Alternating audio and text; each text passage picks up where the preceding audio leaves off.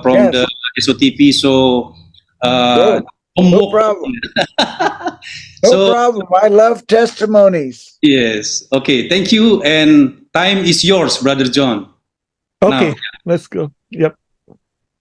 Go ahead, Brother John. Thank you, Brother Shandy. You're a blessing. Praise the Lord. Glory be to God.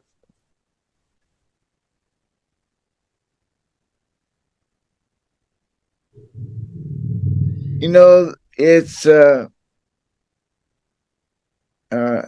I always get excited when I come to a country that is reading the books that Demas wrote.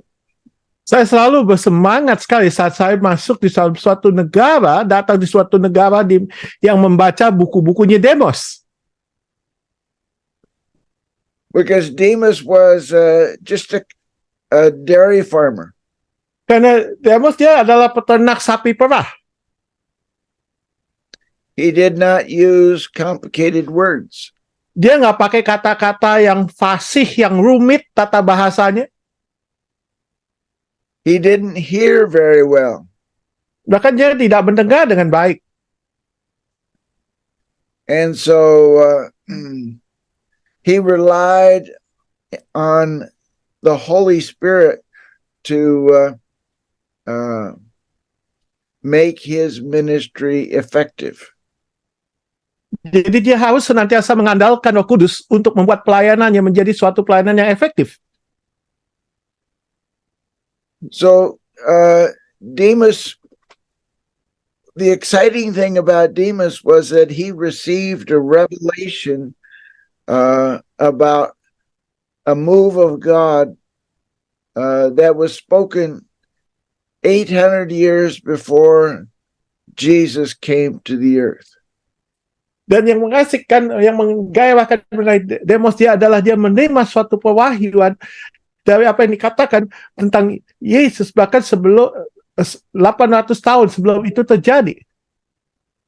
And of course that was the prophet Joel in the second chapter in verse 28 of prophet Joel.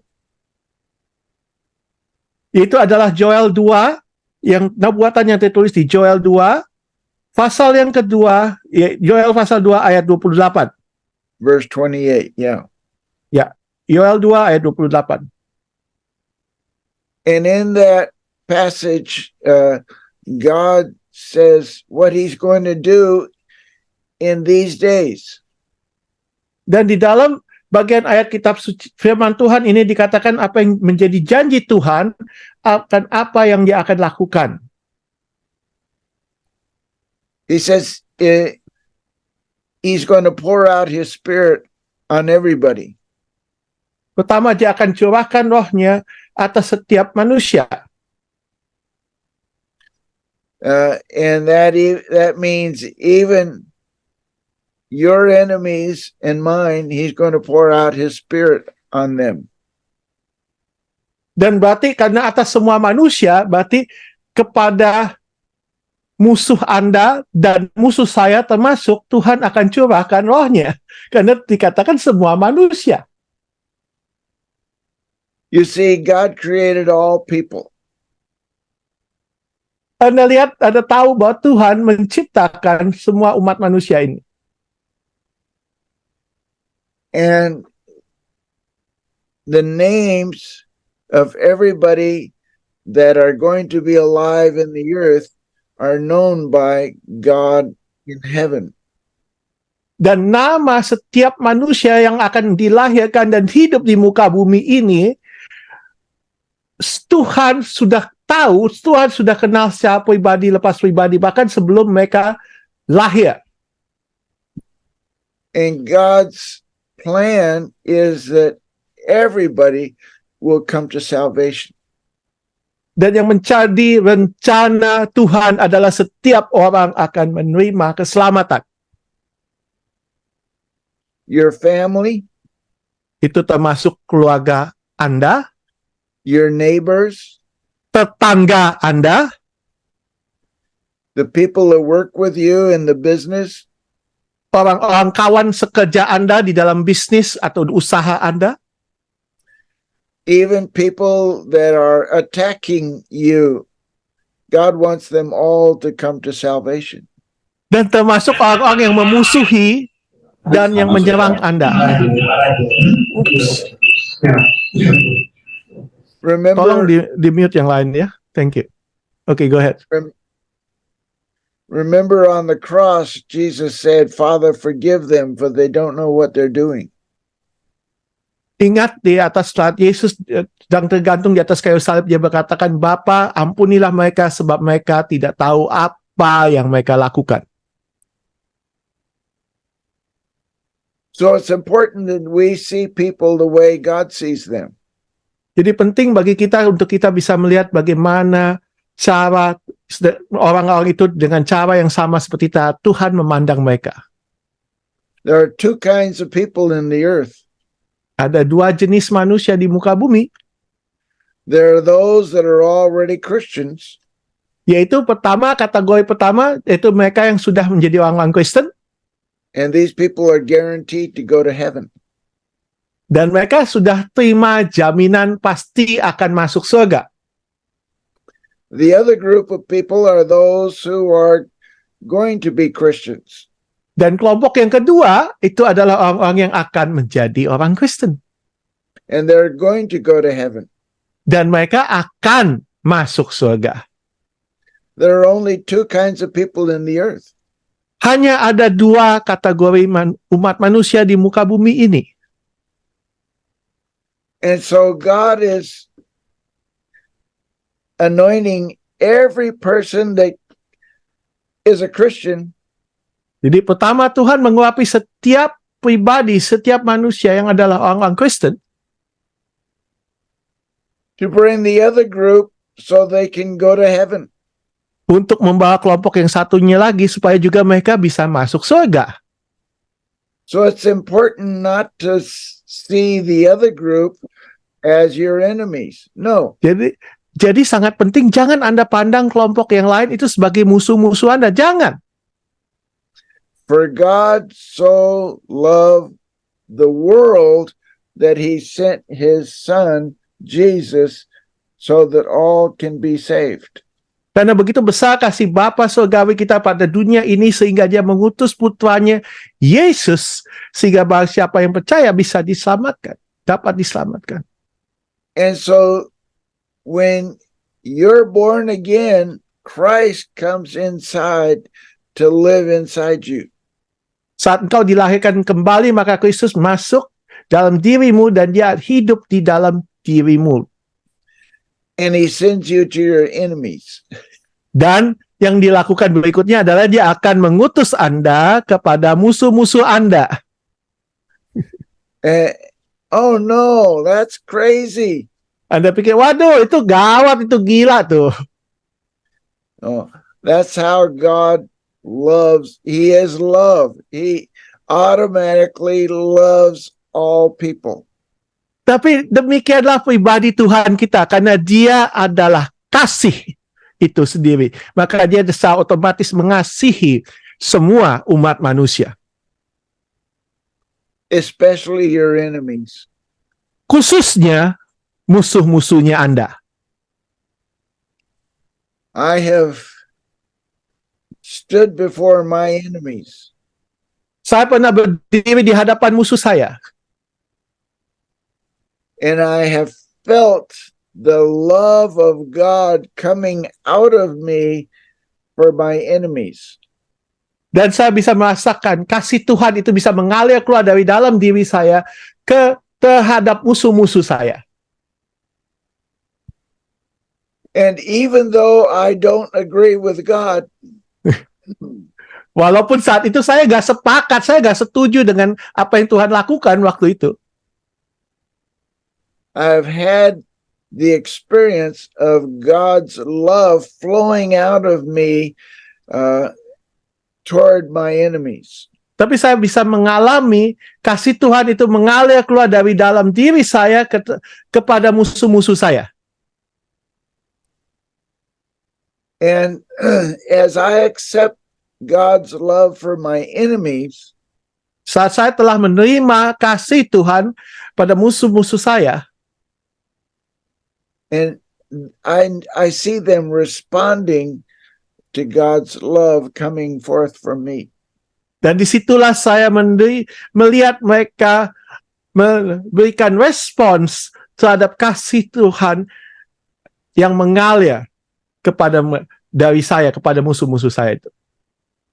Even the soldiers that crucified Jesus, Bahkan saat para prajurit yang telah menyalibkan Tuhan Yesus, they said this must have been the Son of God. mereka berkata ini pastilah dia adalah anak Allah. Because only God can love his enemies. Sebab hanya Tuhanlah yang sanggup, yang dapat mengasihi musuh-musuhnya. And so this is the beauty of Christ living inside you. Inilah keindahan adalah di mana Kristus hidup, berkediaman, beralamatkan, bertempat tinggal di dalam diri Anda. He will do things through you that you may not agree with. Dia akan melakukan hal-hal melalui Anda yang mungkin Anda secara pribadi Anda sendiri kurang setuju atau Anda tidak sepakat akan hal itu. The first time I experienced this was in Vietnam during the war. Dan pertama kalinya saya dapat mengalami hal itu adalah di tengah-tengah kecamuknya perang di Vietnam. And there were people that were shooting at me. Saat itu saya sedang ditembaki oleh tentara musuh. And I felt the love of God coming forth from me toward them. Tapi saya dapat merasakan kasih Tuhan itu mengalir keluar, meluap keluar dari diri saya dan mengalir kepada mereka. I said, this is crazy. Dalam pikiran saya bilang ini gila. But Tapi it became normal in my life. itu akhirnya menjadi sesuatu yang normal, yang terjadi dalam hidup saya. In the business world, Dalam dunia bisnis, dunia usaha, I discovered that God was in me.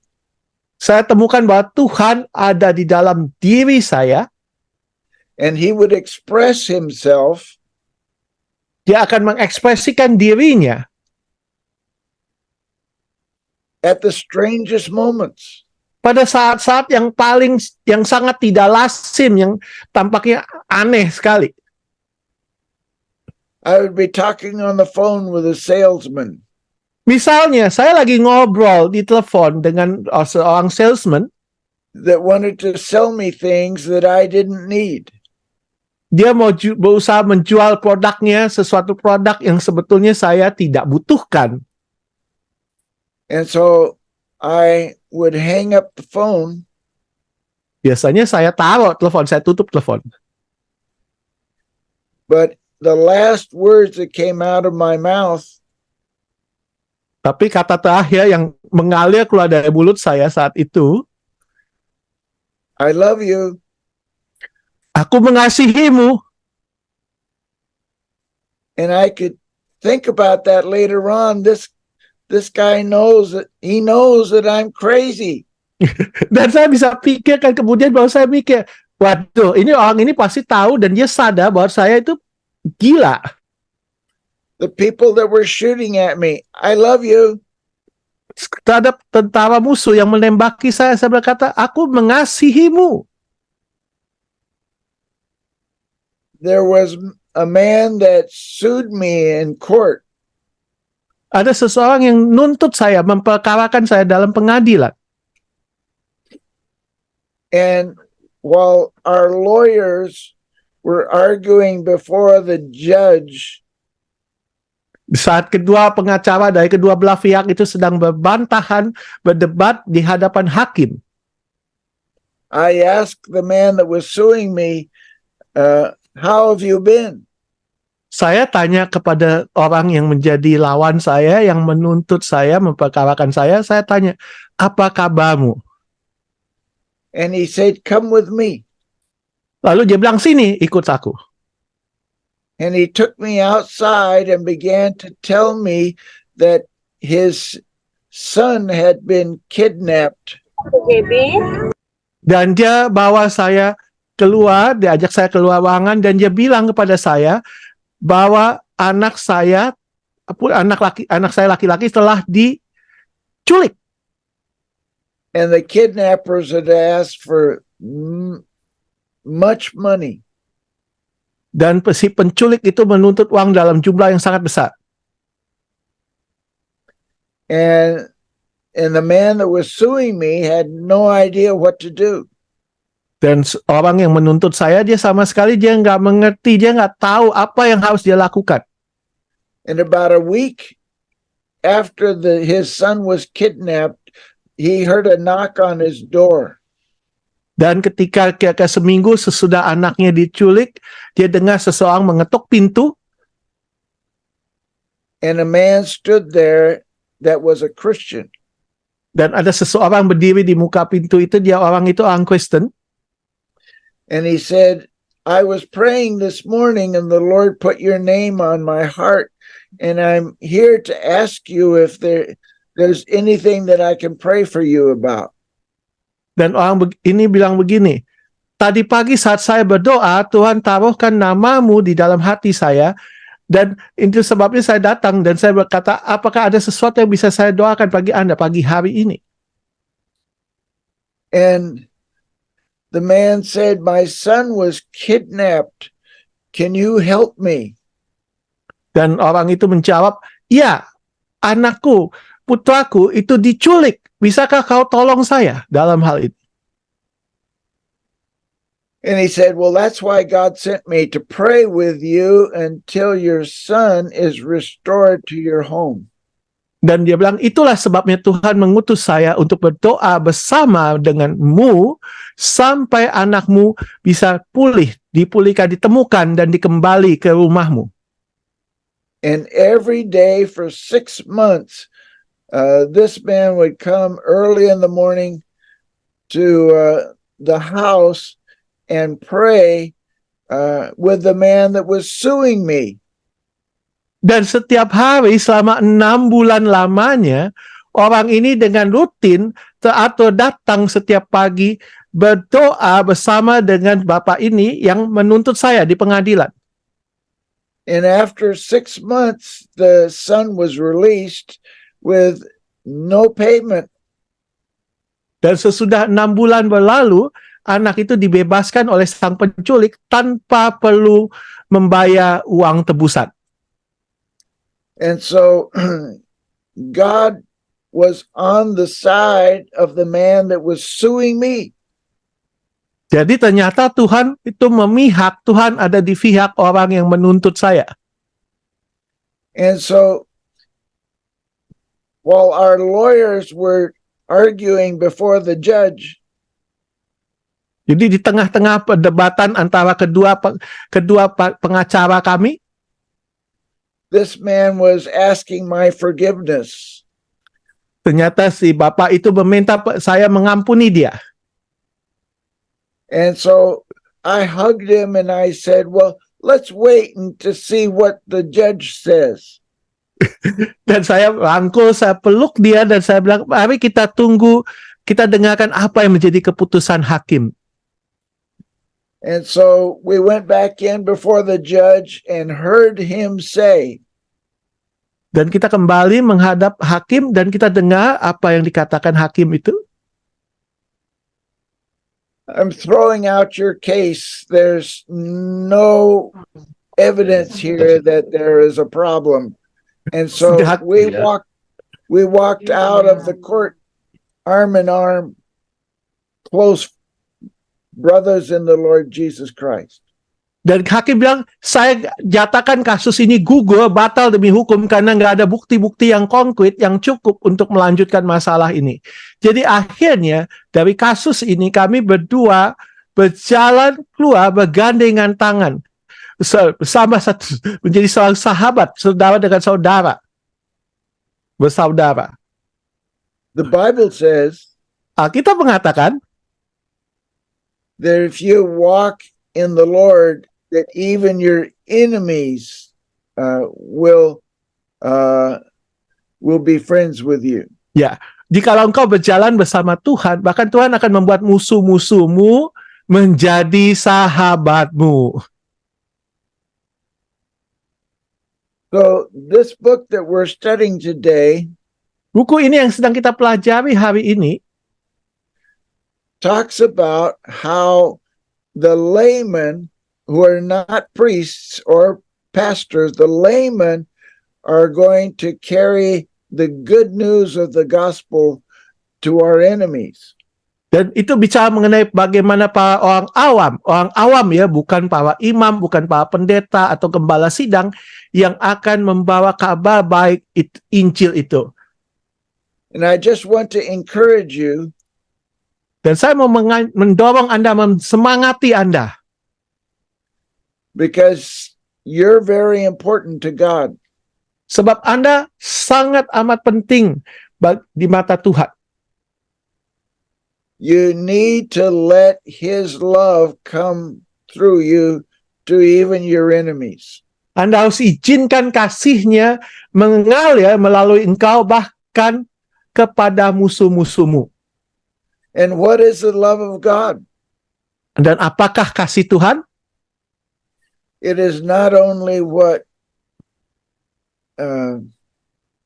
your heart feels, Itu bukan sekedar apa yang hati Anda rasakan, but it is letting God work through you just like he worked through Jesus. tapi pada saat yang bersamaan itu adalah Anda mengizinkan Tuhan bekerja melalui pribadi Anda, diri Anda, sama saat seperti Tuhan bekerja melalui Yesus.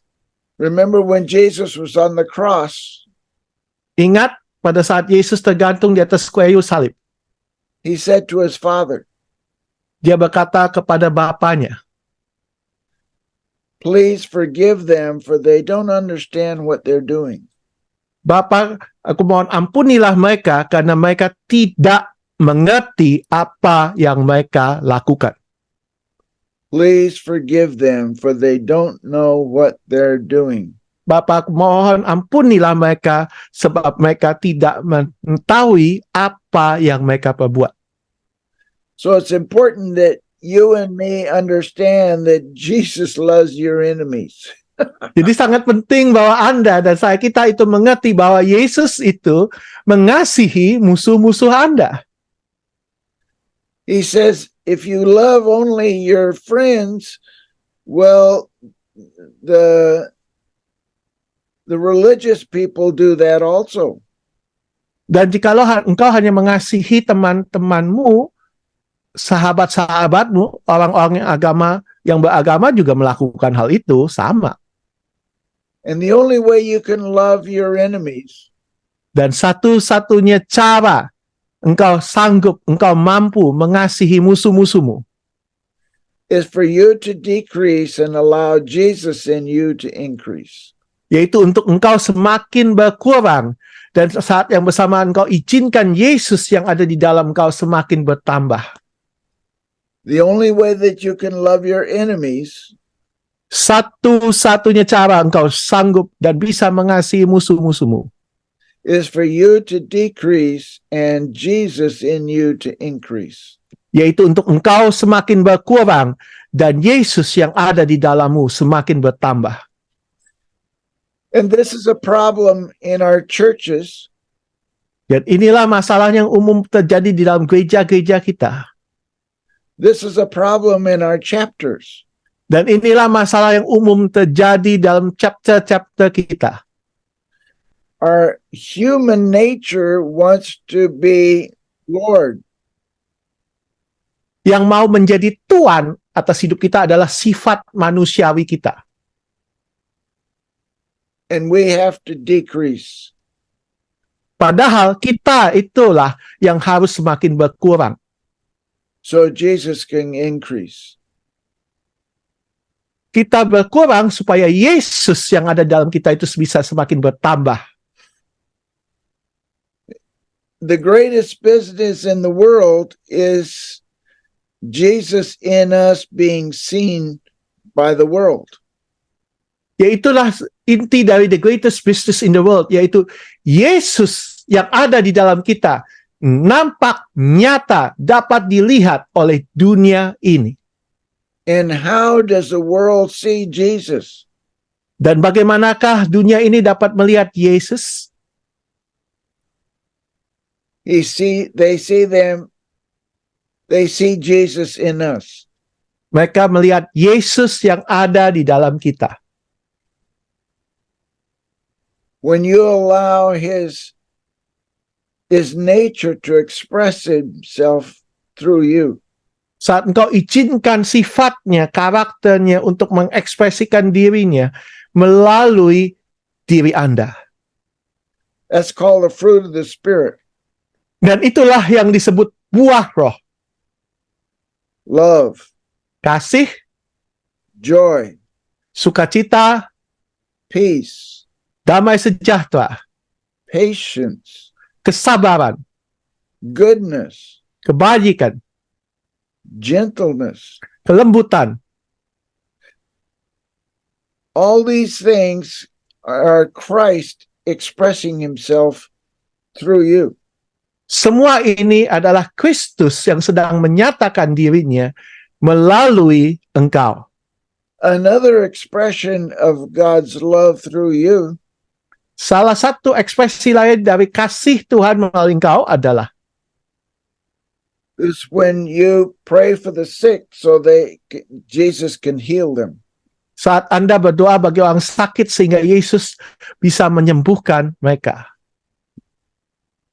A person who has cancer or a person who has a bad disease, Jesus in you, because he loves the sinners, Jesus in you wants to heal them. Itu orang yang menderita kanker atau orang menderita penyakit menaun atau penyakit yang parah.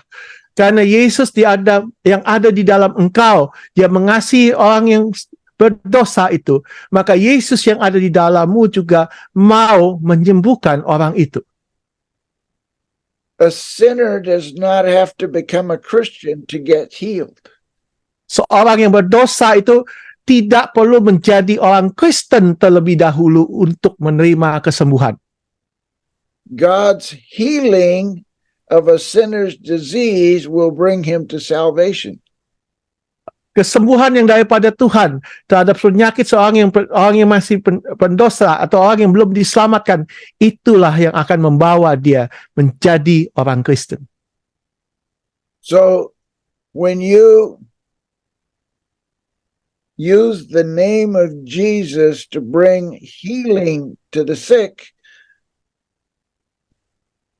saat Anda mempergunakan nama Yesus untuk membawa kesembuhan bagi orang sakit, you're working as an evangelist. di saat itu Anda sedang melakukan pekerjaan seorang penginjil. When you cast out a devil Saat Anda sedang mengusir roh jahat in the name of Jesus, di dalam nama Yesus, you are showing the gospel. Anda sedang menunjukkan Injil tersebut. So the end time layman movement Jadi kegerakan orang awam pada akhir zaman ini. This down here says, in English, it says the most important revelation given by Jesus to Demas Shakarian. Di dalam bahasa Inggris dikatakan ini adalah pewahyuan yang terpenting yang diberikan oleh Yesus kepada Demos Sakarian Regarding the coming layman movement. mengenai akan datangnya kegerakan orang awam. That revelation is Christ in you. Dan pewahyuan itu adalah Kristus di dalam Anda. free, Christ in you, free to express himself in love and in power. Kristus di dalam engkau yang bebas, Kristus di dalam engkau yang bebas merdeka untuk mengekspresikan dirinya di dalam kasih dan kuasa. And even your enemies will respond to Jesus Christ. Bahkan musuh-musuhmu pun akan memberikan respons pada Yesus Kristus. And his love Dan kasihnya, and his power. dan kuasanya. And can you understand now why it's so important?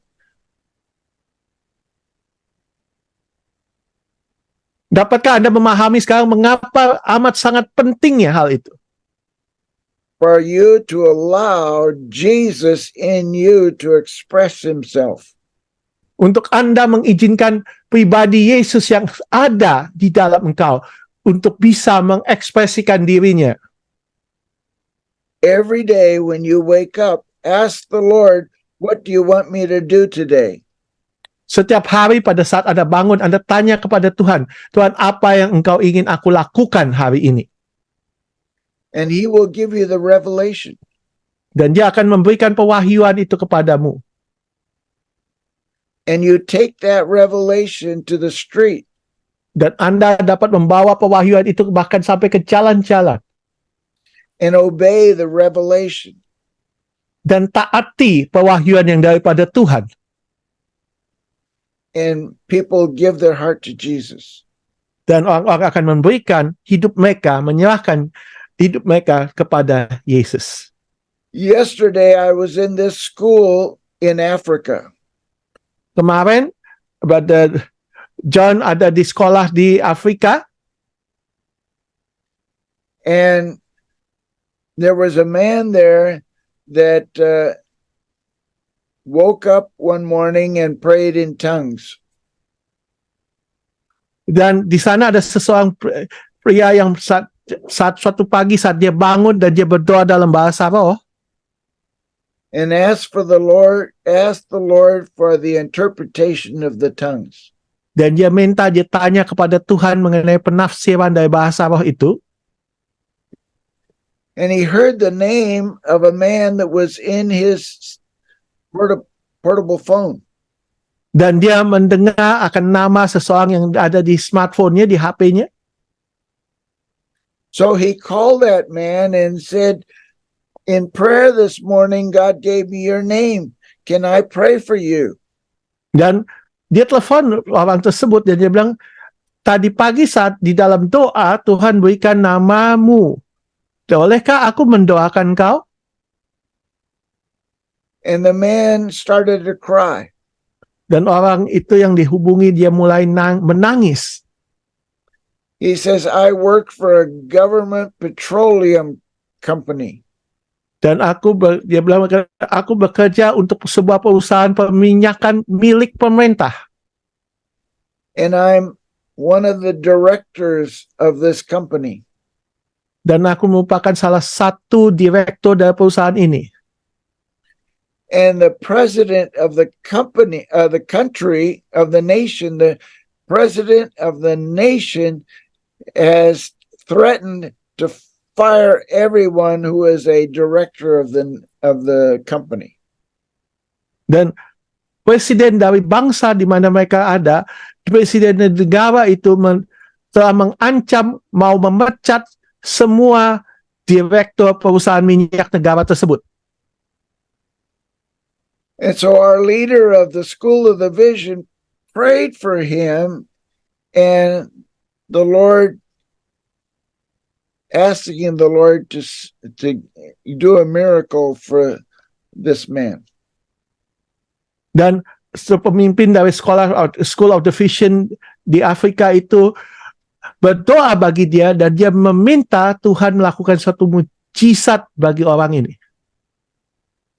So 2 weeks later, they talked again on the telephone. 2 minggu kemudian mereka saling hubungan lagi melalui telepon. And the man in the petroleum company said the president fired everyone who was in leadership. Dan orang itu yang ada di perusahaan minyak negara mereka berkata presiden telah memecat setiap orang yang ada di dalam tampuk kepemimpinan perusahaan minyak negara tersebut except me. kecuali saya. And he made me the leader of the whole petroleum company.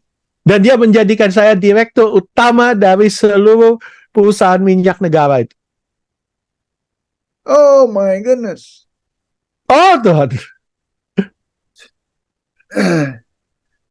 The steps of a good man are ordered of the Lord. Langkah orang benar diatur oleh Tuhan. The most important thing about this revelation Dan yang penting mengenai pewahyuan ini is that God told Demas, the Father told Demas that he had given the body of Christ three things. yaitu Bapa di surga memberitahukan kepada Demos bahwa dia telah memberikan tubuh Kristus ketiga hal ini.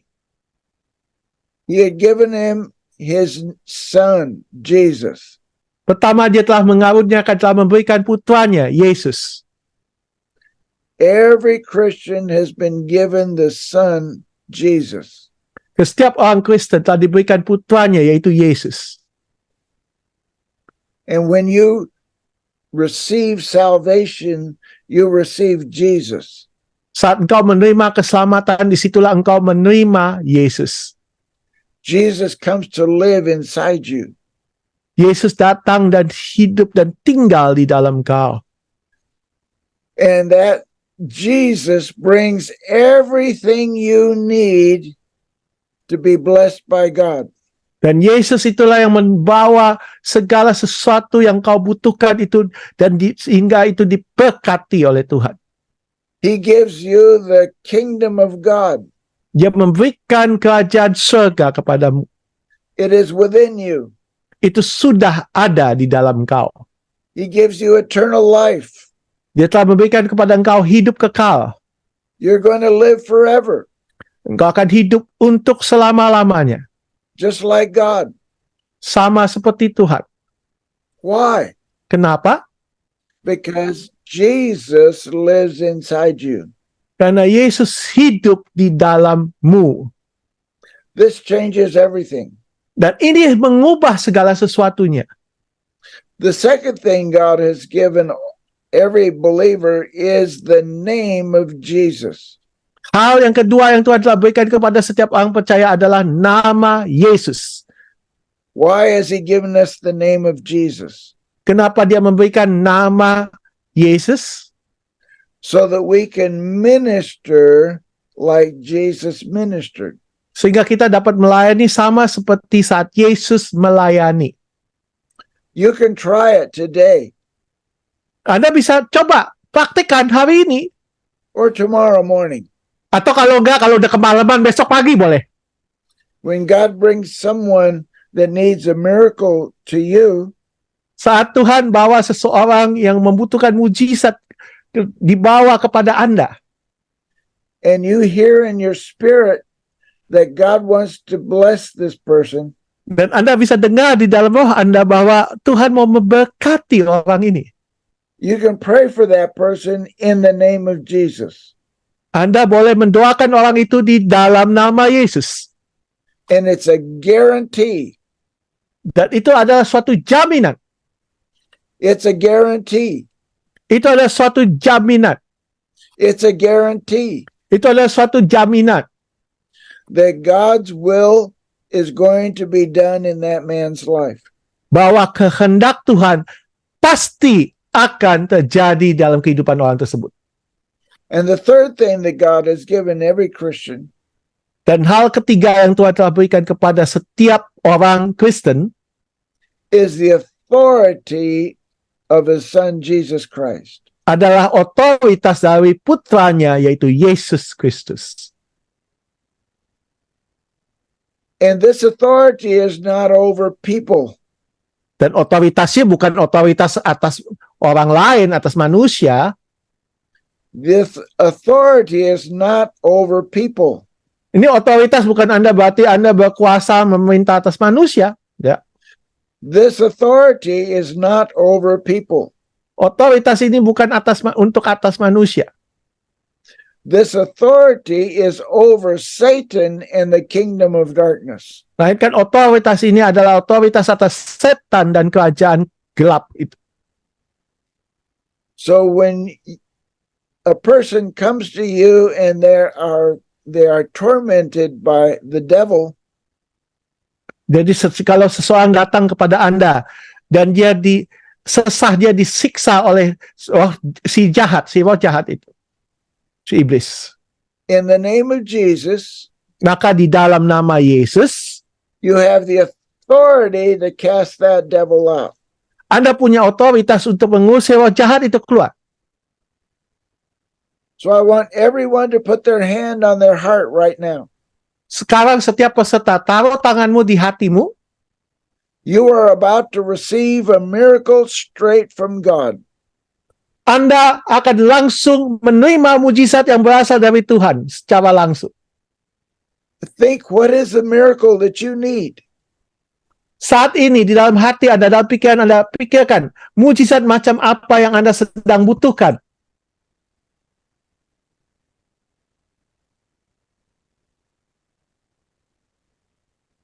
In the name of Jesus. Dalam nama Yesus. We bind you, Satan, and command that you leave everyone that hears my voice. Setan, kami mengikat engkau dan kami perintahkan engkau meninggalkan setiap orang yang mendengar suaraku ini. Go! Keluar In Jesus' name. dalam nama Yesus. And then I speak the miracle that you need into your life. Dan aku berkatakan mujizat yang engkau butuhkan itu dalam hidupmu. I release it now. Aku lepaskan mujizat atas mereka saat ini. In Jesus' name. Di dalam nama Yesus. I speak healing. Aku berkatakan kesembuhan. I speak restoration. Aku berkatakan pemulihan. I speak provision. Aku berkatakan penyediaan. In Jesus' name, Di dalam nama Yesus. I release the kingdom of God in you. Aku melepaskan kerajaan surga yang ada di dalam engkau. Now receive the presence of God right now. Terimalah hadirat Tuhan saat ini, sekarang ini.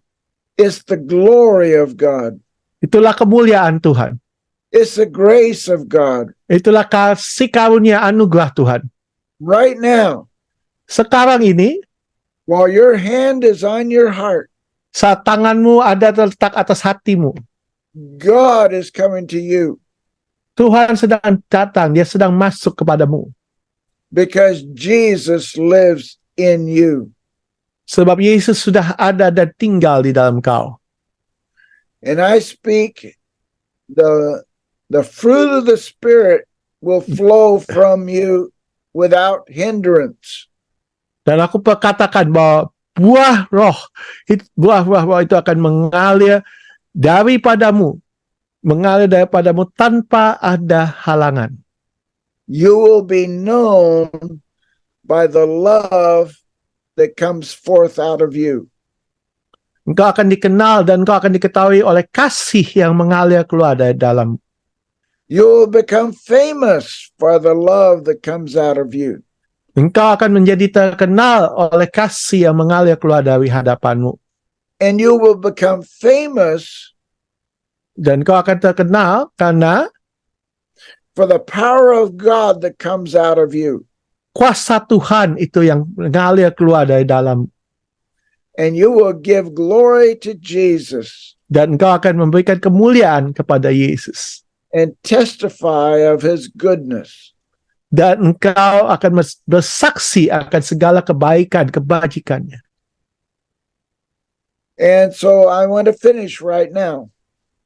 Saya mau akhiri sekarang ini. You have received deliverance. Tadi Anda sudah menerima and you have received healing. dan Anda sudah menerima kesembuhan, Now go and give deliverance and healing to everybody that you know. dan sekarang pergilah dan berikanlah kelepasan dan kesembuhan tersebut kepada setiap orang yang Anda kenal. That's the greatest business in the world. Itulah inti dari the greatest business in the world. Bisnis It's terbesar di releasing- dunia ini. It's releasing Jesus from you to everybody around you. Itu melepaskan, memberikan Yesus yang ada dari dalam Anda, daripada Anda, kepada setiap orang yang Anda kenal di dunia ini. In the past, people Di masa had to go lalu, to church Orang harus ke gereja dulu to see God. untuk bisa berjumpa atau mengalami Tuhan. But now they just have to shake your hand. Tapi sekarang mereka cukup jabatan tangan dengan Anda. And they're shaking the hand with Jesus Dan mereka berjabat tangan dengan Yesus. because he has taken over your life. Sebab dia yang mengambil alih, yang menguasai hidup Anda saat ini. Amen. Bye-bye. Amin. Good job. Thank you. Wow. Thank you, John. Thank you, Bro Sandi. Teman-teman, Praise the kadang Lord. terlalu banyak di kepala kita ini sehingga kita lupa hal-hal yang sederhana, yaitu percaya, iman. Suatu kali orang tua Yesus 2000 tahun yang lalu mencari-cari Yesus kemana-mana karena dia tidak ditemukan dari keramaian orang. Lalu orang tuanya menemukan Yesus itu di bait Allah. So one day that Yeah. Jesus' parents, Yeah. they lost Jesus. They couldn't find him. They searched after him here and there, but then end up they found him in the temple. Lalu ya, Yesus bilang begini, mengapa kamu mencari aku? Tidakkah kamu tahu bahwa aku harus berada di dalam rumah Bapakku? Tapi bahasa Inggrisnya berkata, how is that he sought me? Did you know Yeah. that I must be about my father's business? Business. Yes. Maksud saya teman-teman, kita memiliki the greatest business in the world, yaitu bagaimana firman itu hidup di dalam kita. Dan hari-hari So ini, this is about the greatest business, the word of God living in us. hari-hari ini Yeah, go ahead. orang melihat apakah kuasa Tuhan itu bisa hidup di dalam kita, firman Tuhan itu hidup di dalam kita. Itu yang menjadi pertanyaan So, teman-teman. Yes, come, Bro Sandi. Okay. Yeah. Today the people are looking, can the word of God be seen in us, through us, and living in us? Iya. Baik teman-teman, kita punya waktu 20 menit karena nanti We have 20 minutes. Yeah. setelah question and answer, setelah itu nanti akan For saya Q&A. serahkan kepada NP kita dan nanti ditutup doa oleh Pak Tan Sri. Silakan, ini waktu untuk question and answer, teman-teman. Hold on,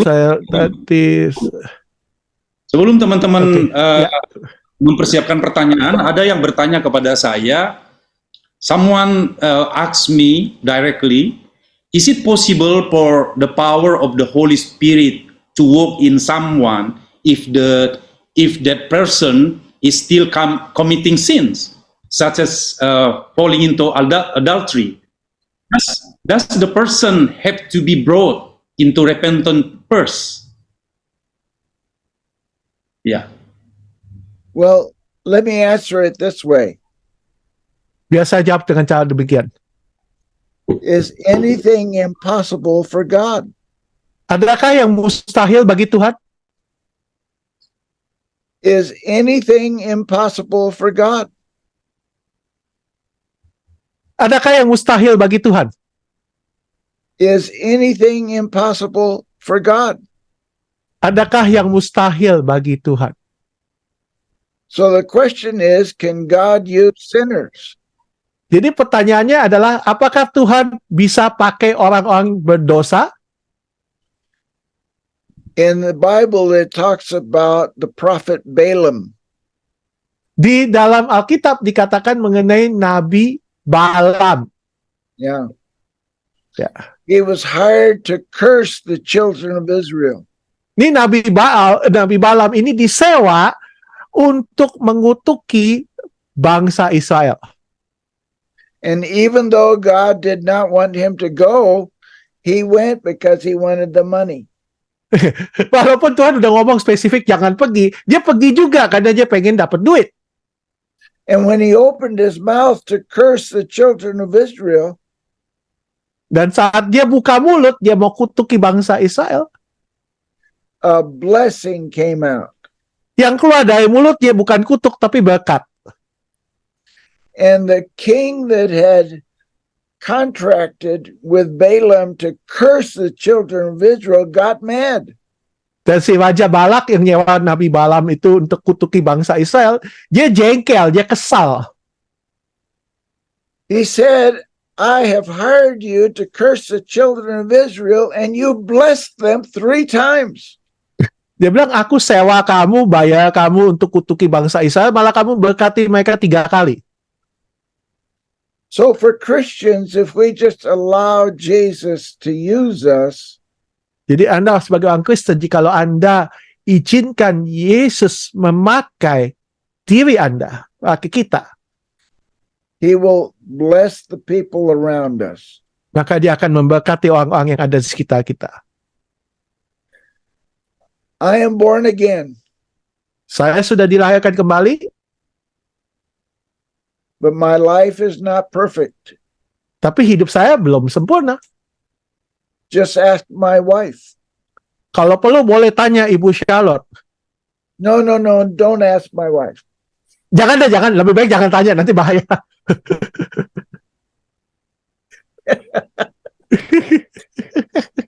This is the most wonderful miracle in the earth.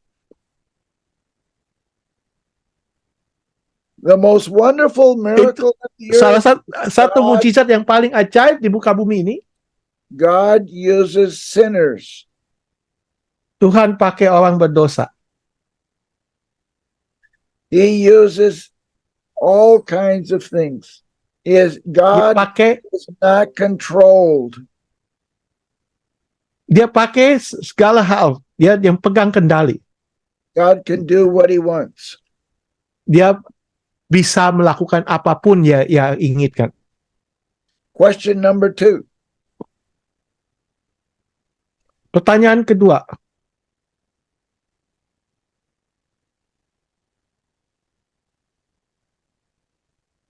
Silakan. Baik teman-teman, Ibu Sheila silakan mau bertanya.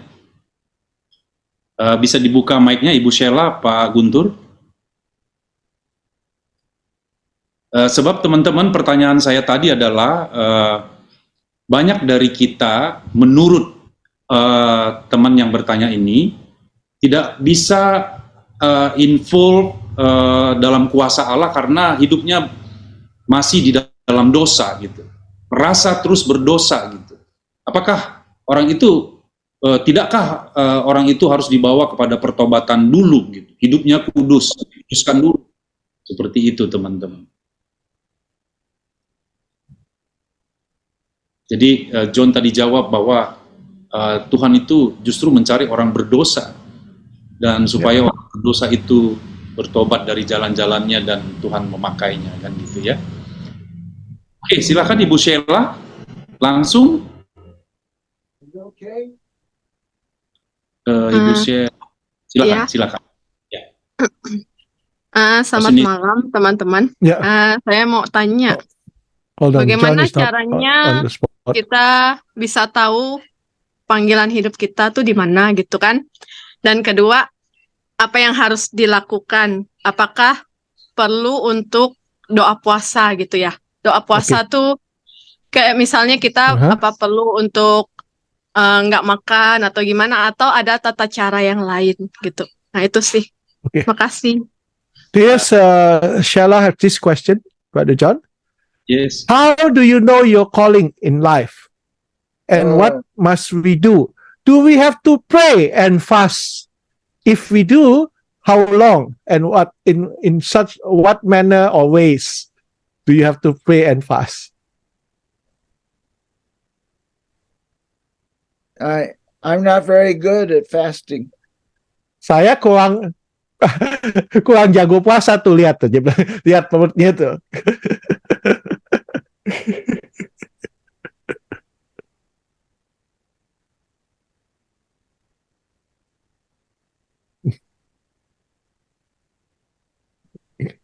God puts a passion in your heart.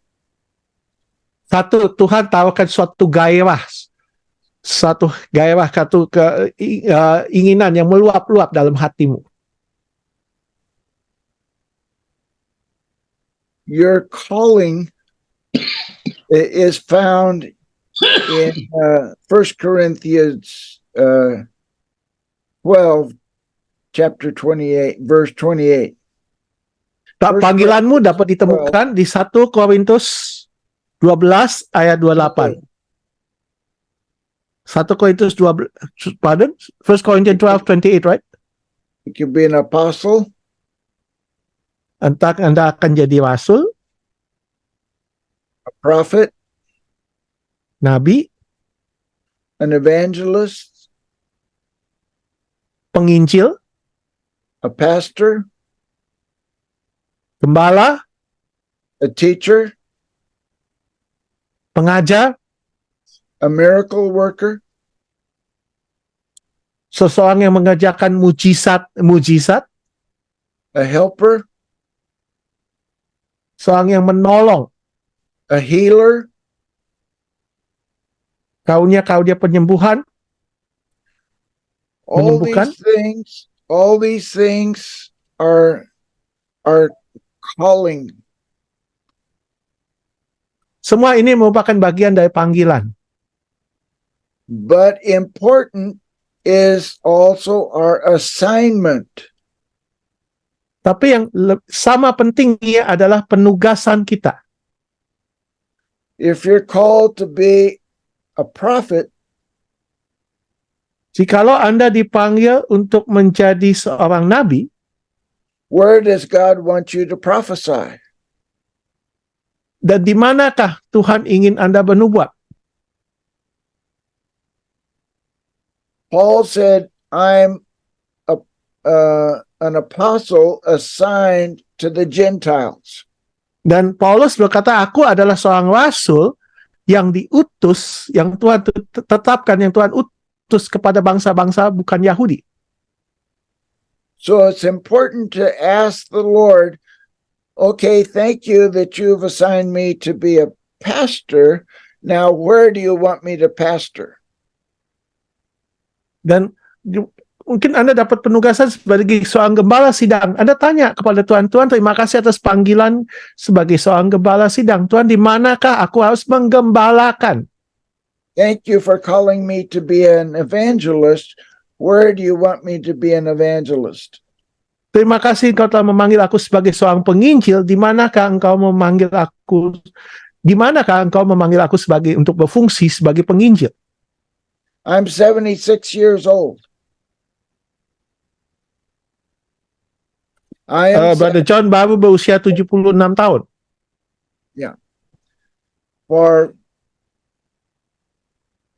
For over 70 years, I thought that I was a helper. How many years? Sorry, just now it was Over breaking.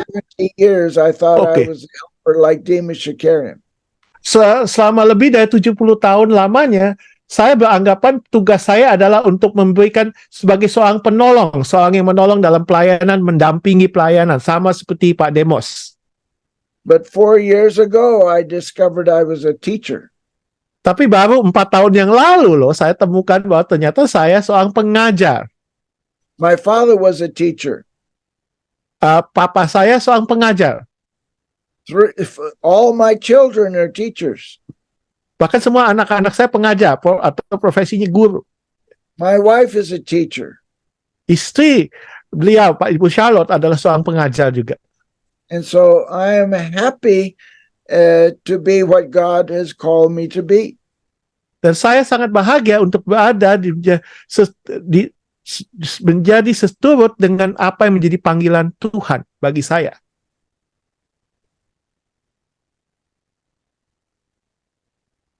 Question number 3. Pertanyaan ketiga. Number 3, apa arti ayat Pertanyaan ketiga. Ya. ayat Lukas 5 ayat 37? Demikian juga tidak seorang pun mengisikan anggur yang baru ke dalam kantong kulit yang tua. Karena jika demikian, anggur yang baru itu akan mengoyakkan kantong itu. Dan anggur itu akan terbuang dan kantong itu pun hancur. Apakah ini berhubungan dengan Roh Kudus atau tidak seperti di pertanyaan pertama? Okay. So what is the meaning of Luke chapter 5, verse 37 about the old wineskin and the new wineskin? So does this verse correlate about the Holy Spirit, relate to the Holy Spirit, as is the first question that was asked before? I have a comment on that. Saya punya suatu komentar dalam hal ini. What is the difference between old wineskins and new wineskins? Bedanya apa tuh kirbat anggur lama dan kirbat anggur baru? This is an old wineskin. Nah, ini adalah contoh dari old wineskin. Let me spotlight it so that everybody can see. Inilah old wineskinnya FGB. This is a new wineskin. Nah, inilah kirbat anggur yang baru bagi FGB. It's the same vision, Visinya sama, but it's intensified. tapi semakin intensifat, semakin meningkat, semakin bertambah tingkatannya. This talks Intensitasnya. This Jadi ini- talks about coming layman movement in the earth. Ini high priest people on earth bicara mengenai kegerakan orang awam yang akan datang, yang akan terjadi, masih akan terjadi. The layman will be used powerfully in the earth. Di mana para orang awam akan dipakai Tuhan dengan dahsyat di muka bumi ini. This one is the laymen are being used powerfully. Dan the Vision Intensified TVI itu adalah orang-orang awam itu sedang dipakai secara dahsyat. The School of the Vision teaches that you can have chapters that are intensified. Salah satu fungsi dari SOTV adalah untuk mengajarkan bahwa Anda dapat mengadakan chapter-chapter FGB yang merupakan chapter the Vision Intensified. What is an intensified chapter? Apa yang disebut atau termasuk dalam kategori chapter-chapter yang mengalami peningkatan intensitas? The chapter trains its members to heal the sick, to cast out devils, to prophesy, Yaitu chapter-chapter yang ya, go ahead. to bring people to salvation. 4 things: cast out Okay. devils, heal the sick, prophesy, and bring Prophesy. people to salvation. Yaitu setiap chapter intensify itu chapter yang mengajarkan para anggotanya untuk mengusir roh jahat, menyembuhkan orang sakit, bernubuat, dan memenangkan jiwa-jiwa. And testimonies are of what God has done through the members. Dan saksiannya adalah apa yang Tuhan telah kerjakan melalui anggota-anggota itu. Let me repeat that. Saya ulangi. Testimonies are of what God has done through members. Kesaksian mereka adalah apa yang karya Tuhan yang Tuhan kerjakan melalui para member dari chapter itu.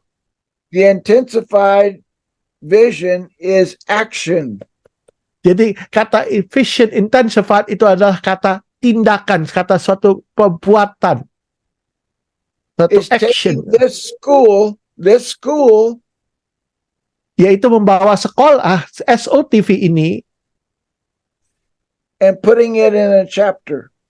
dan diaplikasikan, dimasukkan, diwujudkan dalam bentuk di dalam chapter itu.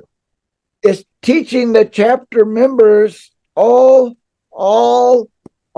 the books of Demas Shakarian. Yaitu mengajarkan setiap member dari tiap chapter semua buku-bukunya Demos Sakarian. Especially this one, Come Let Us Exalt Him. Dan khususnya buku yang ini, marilah kita tinggikan dia.